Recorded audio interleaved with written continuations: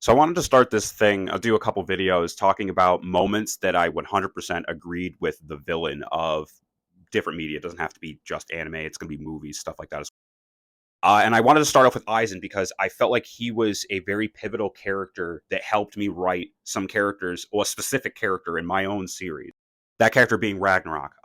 There was a lot of things that went into it. Aizen's ability to pretty much be everywhere and anywhere at any given time feels like, you know what I mean?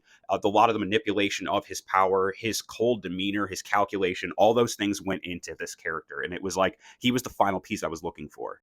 So I figured maybe if I do something like this, maybe some people that are starting their series and stuff like that or need a new character, maybe they can use this to help them write the character they've been trying to make by using characters that they already know. So honestly, the moment for me with Aizen, it was this. It was in those last final moments where Aizen finally decided to be himself. You know what I mean? Like he was unhinged. There was none of that. I'm trying to be cool. I'm trying to be the badass. I'm not doing any of that stuff. He was pissed. He was done. Everybody's had one of those moments where you got so mad that you just let go. And then you're just like real thoughts on a certain subject just kind of pop out. You know what I'm saying? And this was that moment for him. I like how in this moment, though, it's like Eisen has kept himself at this peak above everybody else through the entirety of the series, right? And in this moment, like this moment of just anger, it's at least in my opinion, it feels like he kind of low key admits that Urahara is like very close to like where he believes himself to be intellectually, and it infuriates him that that someone could be close to his level or even on his level, and they're not doing anything about the status quo. So like I understand that like there's this whole thing going on like where the Hogyoku like knew that Aizen wanted to lose, so it caused him to lose and all that stuff. But I'm my thing is like I've always been interested in the fact that Aizen has always been like, I don't want to be controlled by anyone. I don't like how things are right now, so I'm gonna just change. And like, yeah, Aizen did a lot of really bad stuff that was like incredibly unnecessary for the end goal.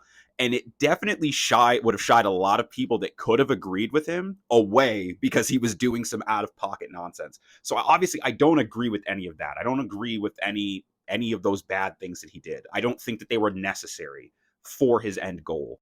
But it was like right here that got me. You know what I mean? Like Uruhara is pretty much just talking about like, yeah, this is just how things are and how they need to be for things to continue. And Aizen's just like, my guy, like that is the thought process of a loser, my guy. Like you shouldn't be thinking about like this is how things are. You should be thinking how should they be? How can we make them the way that they should be? And that was when I started really vibing with Aizen like 100%.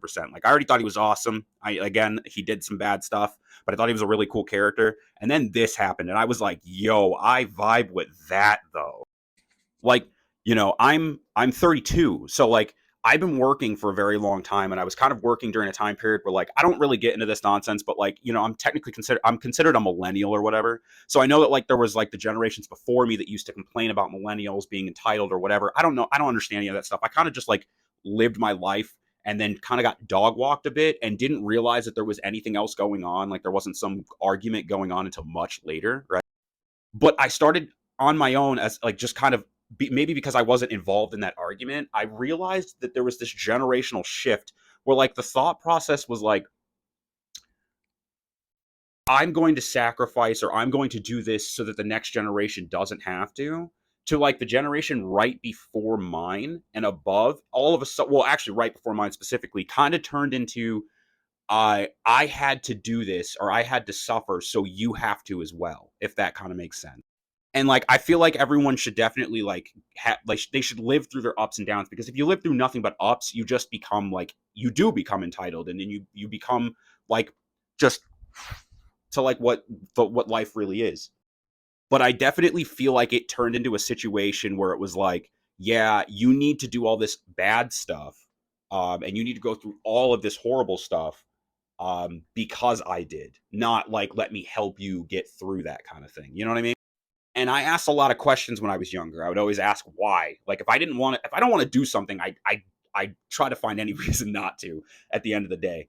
But um wondering like why when certain things it's like why is that that sucks, and they're like yeah it might, like, they'll be like yeah that sucks too, like it sucked when we had to do it or whatever, and I'm like why haven't we done anything about that, and they go oh well it is what it is.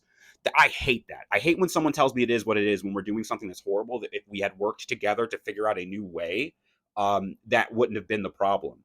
But instead of doing that, they keep it that way because they had to do it that way. Like I feel like that's how we stunt society. You know what I'm saying?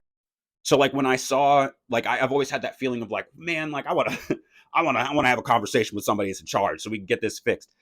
I feel like that's kind of what he did. I feel like he was like, I want to have a conversation with the person in charge. Have conversation, but I want to have a conversation with the person in charge because I don't like how things are going down here. And at the end of the day, it was Aizen's failure was the fact that he thought he was so much better than. Again, this is just my opinion.